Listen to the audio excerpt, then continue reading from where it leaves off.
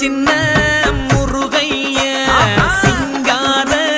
முருகைய சின்ன சின்ன முருகைய சிங்கார முருகைய கொஞ்சி கொஞ்சி தமிழ் பேசும் செந்தில் வடிவேலனவ கொஞ்சி கொஞ்சி